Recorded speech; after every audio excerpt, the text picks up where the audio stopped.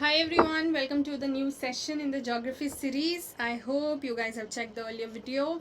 These are the topics that we have covered in the previous one. We have talked about firstly that what is the need to know about the interior of the earth, and then we did the topic on what are the different sources, or rather you can say that how can we study the interior of the earth, in which I have told you that the last topic which was very important was about the seismic activities, or let's say the earthquake waves or the seismic waves that we would be talking about. So I have told you that अब हम इसी को greater detail में करेंगे. So let's continue our discussion on the topic of earthquake. होता क्या है, कैसे होता है, types क्या हैं, etc. All of that we will understand. We will take few sessions, just on earthquake, because it's a separate topic altogether in your main syllabus also. I hope मैंने आपको दिखाया था. I hope you remember means जो आपको मैंने starting में syllabus दिखाया था in your geophysical phenomena. So not only it is a part of your physical geography, but in that phenomena also you have to study earthquake, and then in the disaster also as a management thing you have to cover it. Please do not forget to like, share and subscribe. Check all the links which are given in the description section of the particular video, and also the environment series. Okay, now when we say the term earthquake, अब ये होता क्या है, हमें पता है भूकंप आता है. भूकंप आता है तो क्या होता है, झटके लगते हैं. That is that the basic thing that we understand about the earthquake. I will be using the term EQ for the time being in this particular session to represent earthquake. Do not confuse it with emotional quotient at any cost. Okay, earthquake, you can say it is the intense shaking of earth surface और in earth surface that you understand. ठीक है, shaking होती है, एक natural event है, artificial तो कोई करवा नहीं रहा है. So it is a natural event. और यहाँ पर क्या होता है, there is release of energy. कैसे होता है I will tell you in some time. ठीक है, just do not worry, I will give you that description. So release of energy होती है which generates the waves that travel in all directions. ठीक है, energy release होती है जिससे कि वेव्स जनरेट होते हैं which will travel in all direction, और उससे क्या होता है, शेकिंग में हमें मदद मिलती है और उससे अर्थक्वेक होता है.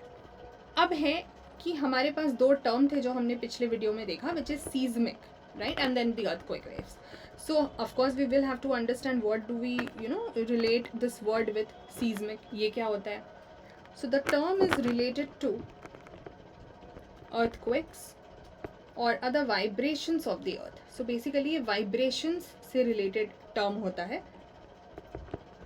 And at times the seismic waves or the earthquake waves, the terms are just used kind of interchangeably. तो हम भी उसको साथ में ही लेके चलेंगे. So seismic waves or earthquake waves, they are the vibrations generated by an earthquake or any kind of explosion if it is happening, or any kind of similar energetic source if it is there. So any kind of such vibration, explosion, any other kind of energetic source if it is present there, and the vibration caused due to them, and they are propagated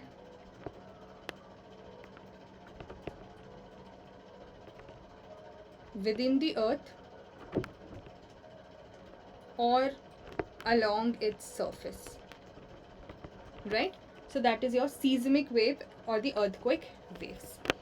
अब बात होती है कि फिर अर्थ के interior के लिए हमने इसको क्यों चुना था. Why did we say that it is helping in, it is acting as a indirect source to study the interior of the earth, that we have talked about. So I've given you the point that the reflection or the refraction of these waves helps us to understand the structure, also changes in the velocity pattern, etc. All of that we will see with the time. ठीक है, so these are the terminologies that I have introduced you with. Now the question is that how are these waves produced? How are the earthquake waves produced? यही तो समझना है. Energy release हुई, wave produce हो गया, उसी को shaking of earth बोलते हैं. ये तो रटा रटाया डेफिनेशन है जो बुक में दिया होता है. बट द आइडिया इज कि वो वेव्स प्रोड्यूस कैसे होते हैं, समझना तो यही है. और alternate question could also be there. I'm giving you all of these questions because you never know. Mains में अगर वो आपको सीधा सीधा एक ऐसा लंबा सा क्वेश्चन देते हैं 150 वर्ड में आंसर करने के लिए, तो भी यू शुड अंडरस्टैंड कि भाई एक ही चीज़ लिखना है उसमें. बस थोड़ा सा प्रेजेंटेशन का तरीका बदल देंगे, ठीक है। और if they ask you why does the earth shake, आपने तो कह दिया वन लाइन के डेफिनेशन में in your book that shaking is happening because there is release of energy which is generating the wave which is travelling in all the direction, so there is earthquake और there is shaking of the earth. But then why does it shake actually, ये तो समझना पड़ेगा। अब इसके लिए the topics that we actually need to cover in detail वो है आपके आगे के टॉपिक्स में, ठीक है। इंटीरियर ऑफ द अर्थ जब हम करेंगे the layers that we will do, तो उसमें ज़्यादा डिटेल में समझना है, but I will not leave it unanswered, so that is why for the time being हम उसको थोड़े से लिमिटेड मैनर में समझेंगे and we will do all of those details in the next topics of interior of the earth. यहाँ पे I make you familiar with some terms. For example the first term I make you familiar with is the fault. अब fault क्या होता है? It is a sharp break और in other words if you say cracks, ठीक है, in crystal rocks. आपको layers मैंने रफली दिखा दिए थे that you will have the crust and then you will have the mantle, then you have the core, ठीक है, this will be your outer one. इतना तो दिखाई दिया था आपको। I hope I have those images, just allow me to check. Right, so ये आपका क्रस्ट हो गया, आउटर लेयर हो गया। यहाँ पे भी अगर आप देखते हो तो आपको दिखेगा कि क्रस्ट से जो है नीचे की तरफ जा रहे हैं। Now in this image you can सी बहुत सारे लेस चीज़ें हमें पढ़नी है, जैसे आपको यहाँ पे एस्थेनोस्फेयर टर्म दिख रहा होगा, आपको लिथोस्फेयर दिख रहा होगा, फिर कोर में भी you have inner and outer, then mantle, फिर क्रस्ट का ये, तो you don't have to worry, ठीक है। This is the topic actually which you have to do in detail in the topic on interior of the earth, जो समझना है कि इंटीरियर है कैसे। अभी जो हम कर रहे हैं that is the background, that you know how the things have happened, कैसी चीज़ें हुई है, क्या हुआ है, एट्सेट्रा। सो उसमें अगर मैं आपको एक फेमिलियर करूँ, क्रिस्टल रॉक्स यानी क्रस्ट पर जो रॉक्स हैं उसमें क्रैक्स आ जाना, ठीक है। मान लीजिए इस तरीके से ब्रेक हो गया या क्रैक हो गया, that is called as fault. अब होता क्या है, इसको आगे समझने से बेहतर है कि पहले मैं आपको ये दो चीज़ें दिखाऊं। This is a point that you need to remember, just allow me a moment, I will make you write this right here.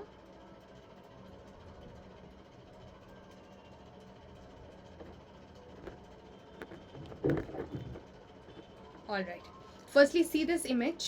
This is the photograph which is showing you the San Andreas fault, a 750 mile long fault in California. California में एक fault का image आपको दिखाया जा रहा है, किस तरीके से cracks जो हैं वो आने लगते हैं। तो सवाल तो यही था कि ये होता क्या है, कैसे आता है, ठीक है, और फिर उससे earthquake का क्या relation है। Now see this image and write the notes simultaneously. This will be very handy for you. And we will do this topic again when we talk about the plate, tectonic plates, etc. ठीक है? Here you can see that the Earth's crust is fractured into tectonic plates. ये आपको दिख रहा है, इस तरीके से अलग अलग बने हुए हैं different plates. You can see the name Eurasian plate, Pacific plate, Australian plate, Antarctic plate, Nazca plate, South American. So there are certain major and certain minor plates. Okay, you don't have to do the detail right now. Just understand for this particular topic. Just understand the briefing for this particular topic. So this whole Earth's crust, आपको जो एक outer layer है Earth का, that is divided or fractured or broken into different plates which have been moving very slowly over the surface for millions of years.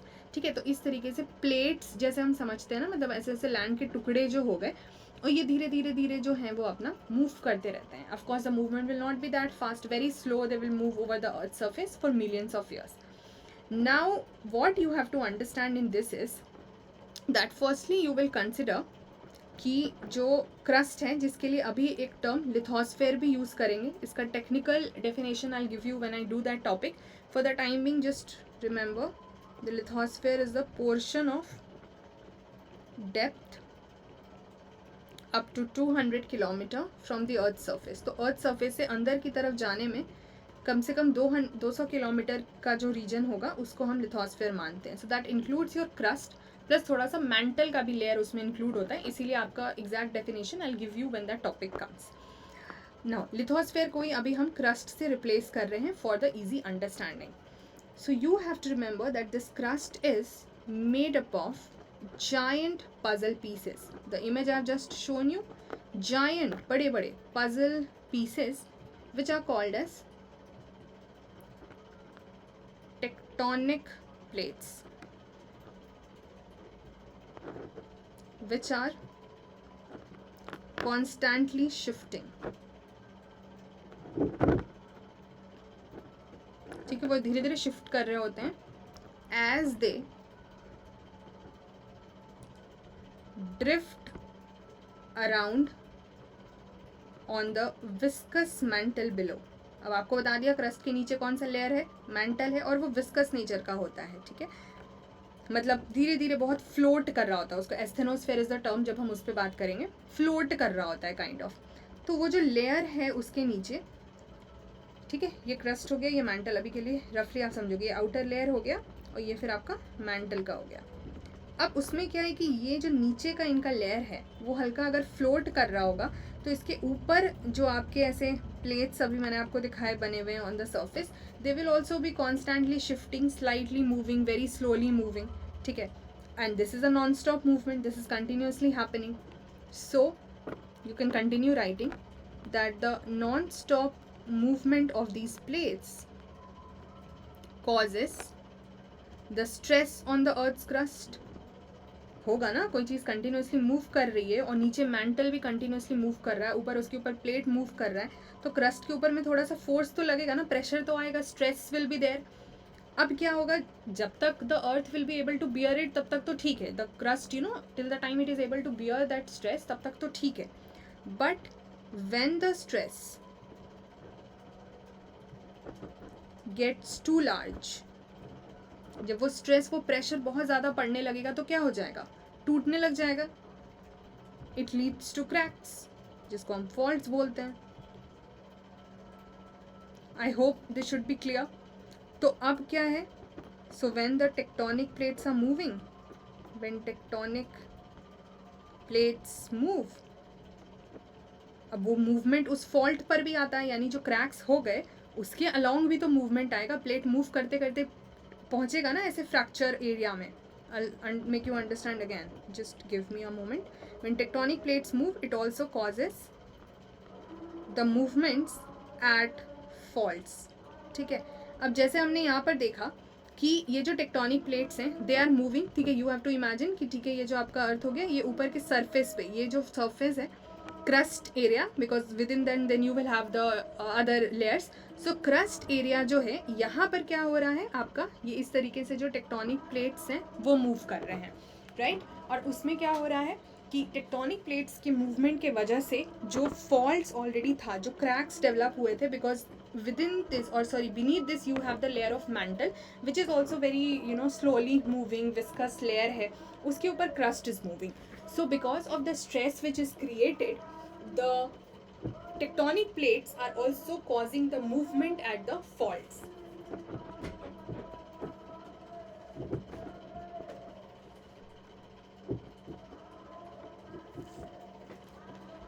So these faults, ये जो cracks हैं इसके ऊपर ये प्लेट्स भी movement आपका कॉज कर रहे हैं, यही होता है फॉल्ट या क्रैक का कॉन्सेप्ट। अब ये तो मैंने आपको समझा दिया, लेकिन इससे अर्थक्वेक कैसे आएगा, अभी तो रिलेशन हमें वो समझना है। What I was just telling you was actually the topic that we have to cover in your plate tectonic theory, जहाँ पे हम प्लेट्स एंड प्लेट्स के मूवमेंट की बात करेंगे।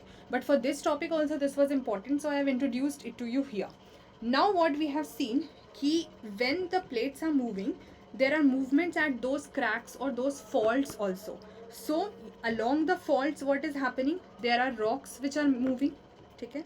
So along the faults the rocks are also moving and they move in opposite direction.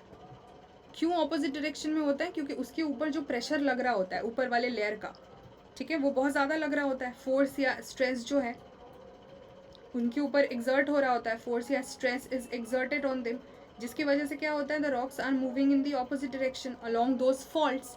लेकिन ये तो यहाँ पे फॉल्ट जो क्रैक्स हैं ऑन दैट रॉक, जो उसके ऊपर रॉक प्रेजेंट है, that we are talking about. But इसके ऊपर भी तो लेयर है ना, इसके ऊपर भी तो नॉर्मल पत्थर होंगे, जैसे ये अर्थ का सरफेस है और यहाँ पे ऐसे ऐसे क्रैक्स हो गया, so you will have some rocks moving along the cracks, right. But then उसके ऊपर नॉर्मल पत्थर भी तो होंगे, ज़मीन पे तो पत्थर हो गए। सो व्हाट विल हैपन, अब ये तो अपोजिट डायरेक्शन में मूव कर रहा है, but due to the overlying rock strata, इसके ऊपर का जो रॉक स्ट्रेटा है यानी रॉक का लेयर है, ज़मीन है तो उसके ऊपर पत्थर होंगे ही। So due to the overlying, उसके ऊपर का लेयर जो है रॉक स्ट्रेटा, प्रेसिंग देम, वो उसको ज़बरदस्ती प्रेस कर रहा होता है, pressing them, they get stuck at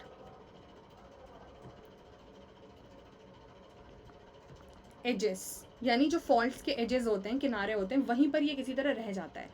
technically होना क्या चाहिए था कि इनको ऑपोजिट मूव करना चाहिए था, but because of the pressure which is coming externally from this overlying rock strata which is pressing these layers, they just get stuck at the edges due to friction. क्योंकि आपस में टकराहट होती है ना, ऊपर के लेयर की और नीचे के लेयर की टकराहट होती है, तो वो वहीं पे रुक जाते हैं. लेकिन ये कितने वक्त तक चलेगा? एक वक्त तो ऐसा आएगा, there will come a time when that stress on the edge will just be not able to bear this thing from happening. So when the stress on the edge मतलब फॉल्ट का जो किनारा हो गया, आप वो समझ सकते हो. So when the stress on the edge overcomes the frictional force को एक टाइम पे वो स्ट्रेस या फोर्स जो है वो ओवरकम कर लेगा. सो क्या हो जाएंगे, ये जो भी जितने भी ऐसे टुकड़े थे, ब्लॉक्स थे, ये सब डिफॉर्म हो जाएंगे. Blocks will get deform. जो अभी तक अटके पड़े हुए थे वहाँ पर बिकॉज ऑफ द फ्रिक्शन, वो डिफॉर्म हो जाएंगे. And they will slide past one another, एक दूसरे से रैंडमली टकराने लगेंगे, क्योंकि अब उनको रोकने के लिए एक जगह पे कोई फ्रिक्शनल फोर्स है ही नहीं, वो तो अपना काम कर चुके हैं. और एक समय के बाद they will overcome the frictional force. So they will just start slide passing each other very abruptly. अब ये होने के वजह से therefore there is release of energy. ठीक है, टकराहट की वजह से जब क्या होने लगेगी, एक दूसरे से ये जब आपस में टकराने लगेंगे और एक दूसरे के साइड से पास होने लगेंगे, तो there will be release of energy. And then those energy waves will travel in all direction, जिसको हम बोलते हैं earthquake. I hope I have made myself clear कि अर्थक्वेक आपको सिर्फ ऐसे नहीं समझना है कि ठीक है रिलीज ऑफ एनर्जी होती है, उससे वेव्स जनरेट होते हैं and the waves travel in all direction and we feel that shaking and that is called as earthquake. Of course that is happening, but what is the phenomena that is happening in the back end of that? So if you quickly revise, firstly you will have to understand about these plates that we have talked about, कि crust के layer पे आपका जो इस तरीके से plates जो हैं वो होते हैं, उसकी इस पर भी रॉक्स होते हैं, इसके ऊपर वाले लेयर पे भी रॉक्स होते हैं. यहाँ पे क्या हो जाता है, आपका क्रैक्स डेवलप हो जाता है over a period of time. And the rocks at those cracks are supposed to otherwise move in the opposite direction because of the pressure that's being developed over them, but they are held at the edge, or they just get stuck at the edge because of the frictional force coming from the overlying strata or the layer of rock. But when this stress on the fault area overcomes the friction, then those blocks will just get deformed और आपस में abruptly टकराने लगेंगे, move करने लगेंगे, energy release होगी and the waves will travel in on the direction, and that is what we call as the earthquake. Now next you have to understand about certain terms.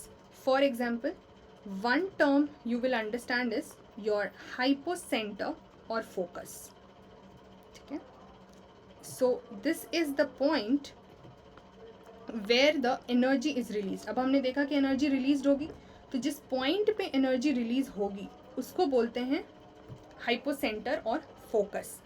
अब यहाँ जो energy release हुई वो क्या करेगी, the waves, the energy waves travel in different direction.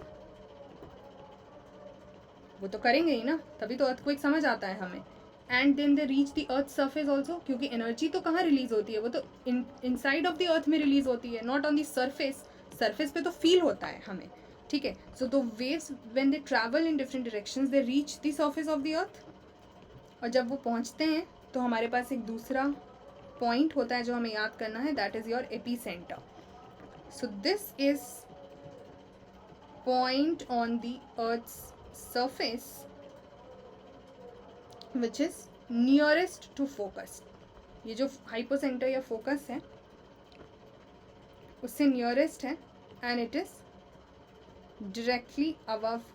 directly above the focus, and this is the first point. The epicenter is the first point to experience the waves. Waves generate या release जो होती हैं वो hypocentre या focus पर होती हैं, लेकिन एक्सपीरियंस जो होती है अर्थ के सरफेस पे वो पॉइंट कहलाता है आपका epicentre. So just see this with the help of diagram. Let's say this is the earth surface.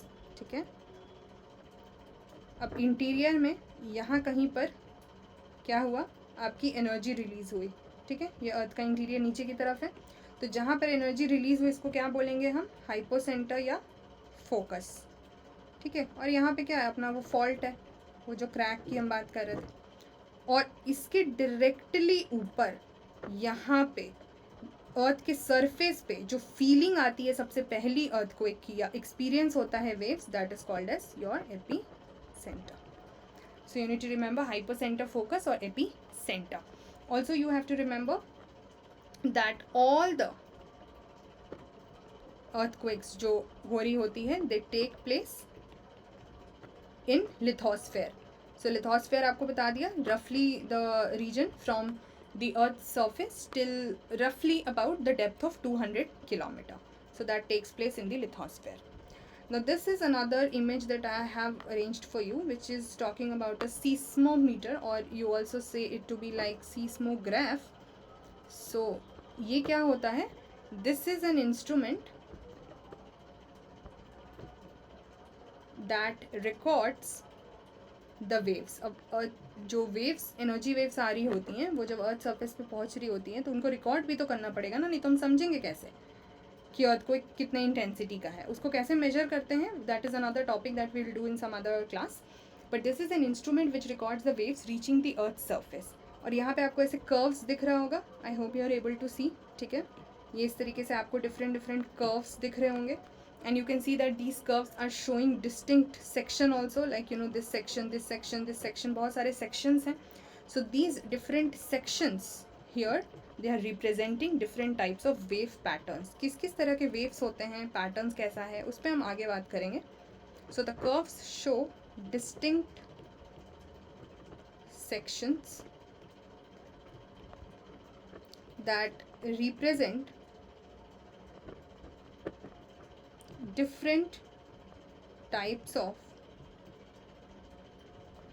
wave patterns. So this much is what you should remember for the time being related to the topic on earthquake. I hope you have understood how does it shake and what are the other things related to it, hypocenter, focus, epicenter, etc. How are the waves produced? And in the next class we'll talk, we'll continue our discussion from here only. We'll talk about the different kinds of waves and some other things related to the waves in the further one. Thank you so much guys. Hope the session was of use to you. Please do like, comment, share and subscribe. Do not forget to check the links in the description section and the environment videos also. Bye bye. Take care till then.